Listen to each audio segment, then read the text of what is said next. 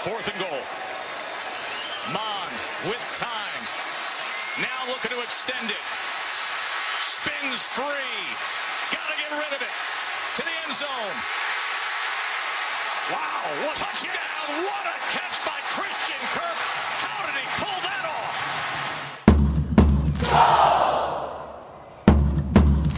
off? Everyone, welcome in. The opening clip that you just saw was Kellen Mond in Texas A&M versus Alabama, and I handpicked that clip to showcase two things. One, Kellen Mond's off-platform ability and his escapability, because I think those things, him being not a mobile quarterback, or not a running quarterback, but a quarterback who can run, especially in a play-action pass system as a dual threat, is what really has me excited for him as a project quarterback who looks to sit behind Kirk Cousins for his first season, and then we'll go from there next season to see what the future brings to the Minnesota Vikings quarterback situation. But let's go ahead and introduce and talk about Kellen Mond for a little bit.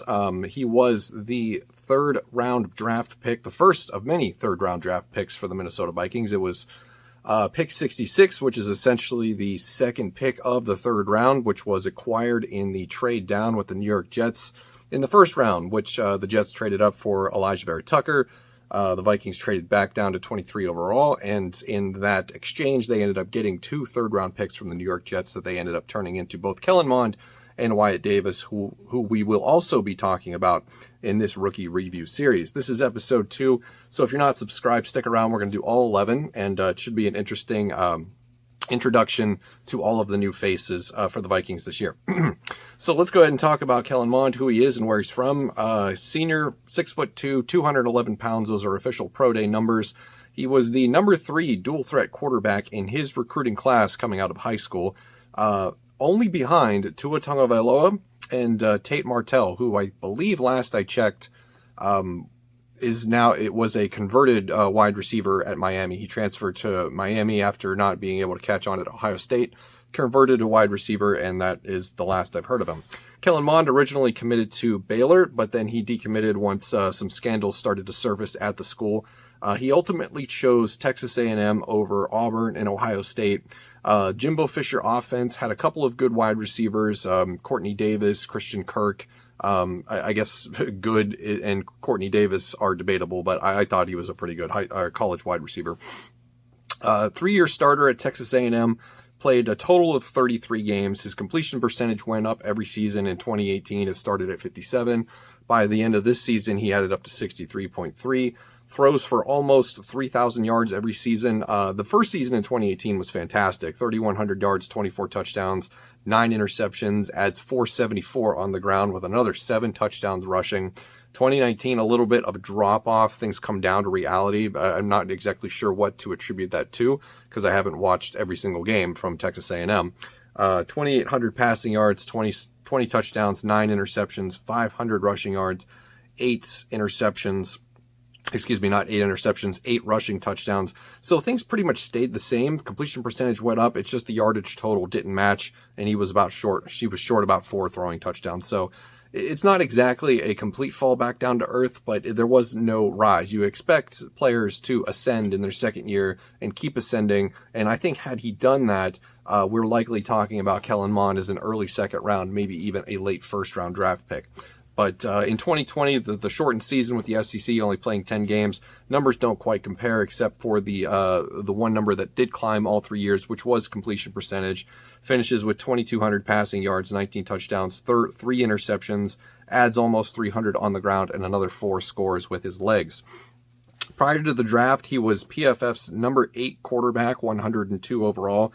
He was the Drafts Network's number 6 quarterback, 99 overall. And he was Dane Brugler's quarterback 8, but he was not ranked in his top 100, so that's where he was.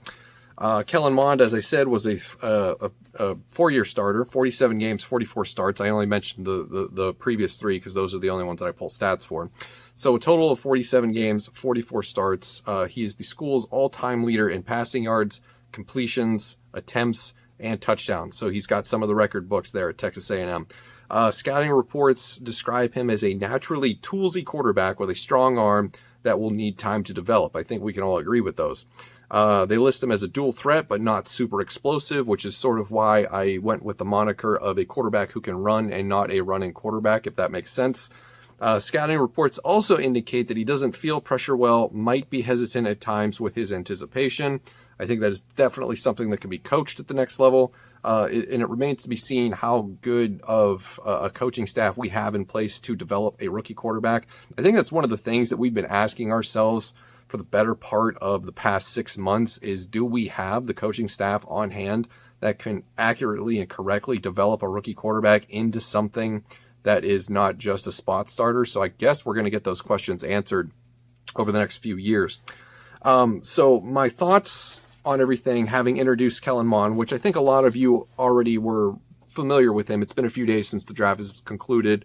I basically just regurgitated all the information that I gave in my prospect profile on Kellen Mond a few weeks ago. So let's just circle back, collect our thoughts, and I will tell you what I think of the situation. So first things first, the Vikings drafting a quarterback at home, no matter who it is, gives me validation. And I think it gives a lot of fans validation. We were worried about Kirk's salary cap hit. We were worried about his poor play at the beginning of last season.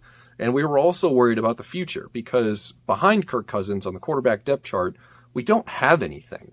We had Sean Mannion as a backup last year, and we had 2 practice squad rookies.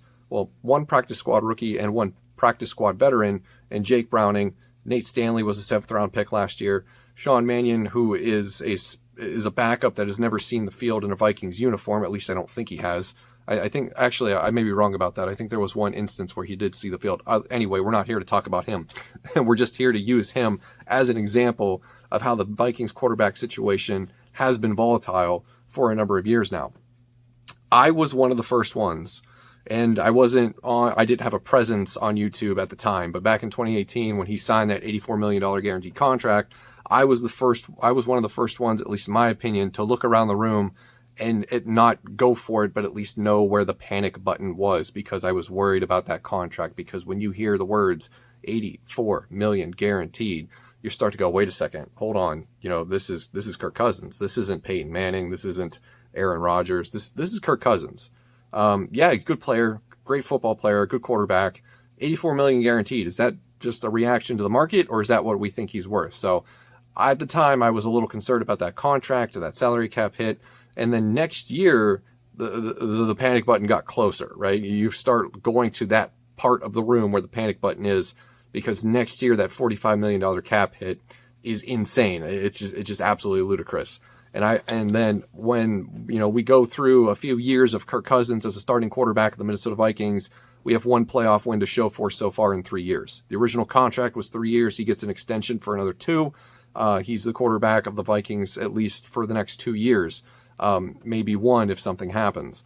And I've just been going through the motions the last few years of wondering when something was going to happen where at least we would put some pressure on Kirk Cousins behind him, because we're watching all these other quarterbacks get drafted, turning out to have successful careers so far.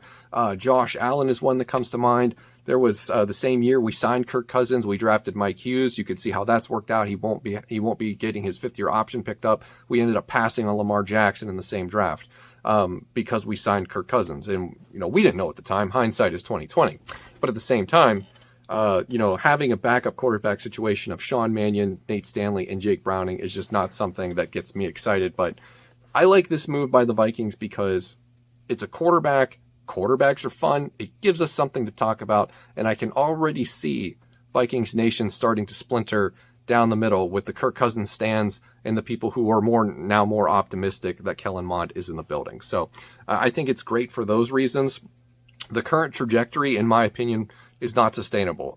Whether or not he is extended or restructures, that remains to be seen. If they trade him or cut him next year, there will be salary cap relief plus a $10 million dead hit cap penalty if it is prior to June 1st. I think that this is probably the result of one, and I'm going to be serious here for a minute. I actually do believe this. I think this is Kellen Mond's drafting is the result of one, Kirk Cousins' poor play in the first half of last season. Now, everybody wants to be a stat box hound and point to all of his great statistics and rankings. And yeah, those are fantastic. I love those. I'm glad that he's really good. But I think the first half of the season, where he's leading the league in interceptions and everything's just blowing up, I think Mike Zimmer got in Rick Spielman's ear and said, hey, this kid is fucking up my team. What the hell are we doing? And I think we can all agree that Mike Zimmer just hates offense. And I think he hates quarterbacks even more. I think his number one goal is to maim any quarterback that he comes across, even if it's on his own team. So I think that there was that little bit in the first half of the season. It was like, well, what can we do? And then he sort of saves his own ass with a really, really good second half performance statistically. Didn't make the playoffs, but I don't think that's what matters. So yeah, I think that this is the result of that, coupled with his contract hit. I mean, look around the league at the other quarterbacks, like, you know, that are saying, hey, I'll restructure. Hey, I'll take a lower salary. Let's get some guys in here to win a damn championship. Kirk Cousins is not one of those guys. I don't remember seeing an official report, but I think somebody went to them and said, hey, let's restructure. Let's do something. Hey, and he was probably like, no, I'm good. I like how much money I'm making. You guys gave it to me. So, and I'm not saying that any of that really happened, but I think it probably did.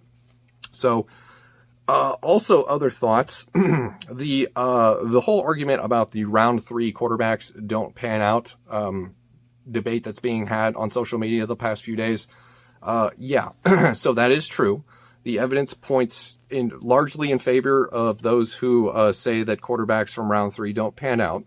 But I think I need to sort of walk that back a little bit, because I was also susceptible to that argument, because it's a very easy argument to grasp onto. You can visually see the results of quarterbacks being drafted in the 3rd round in years past and point to all the names and be like, wow, none of these worked out. So this is obviously a gamble that never pays off. And to that, I say, yeah, sure. But what do all of those quarterbacks have in common? Only 2 things. 1, they're quarterbacks. 2, they're drafted in the 3rd round. The similarities end there. It's the same argument that we heard leading all the way up to the draft about Justin Fields. Quarterbacks from Ohio State don't pan out. You're wasting your draft pick. Okay, so far, yeah, that is true. But it only takes 1 to change the narrative. People say, like, Russell Wilson is the exception to the rule. I agree. He is the one that changed it. So, you know, you're still going to take your shots no matter what round it is. I mean, honestly, it was the beginning of the 3rd round. It was the 2nd pick of round 3. If they trade up and, you know, get into the end of the 2nd round at like the 31st pick of the 2nd round and they draft him there, are we having a different conversation because suddenly it's 3 picks difference? I don't know. That to me seems a little interesting. So there is that whole situation to go through. And it's the same thing, you know, about the Ohio State thing again. Yeah, Dwayne Haskins and JT Barrett. You know, I'll even reach back to the old days of Ohio State with like Troy Smith and Justin Zwick. Yeah, none of those guys panned out. Ohio State's not a quarterback producing factory. Neither is Michigan, but they had Tom Brady. Neither is Purdue, but they had Drew Brees.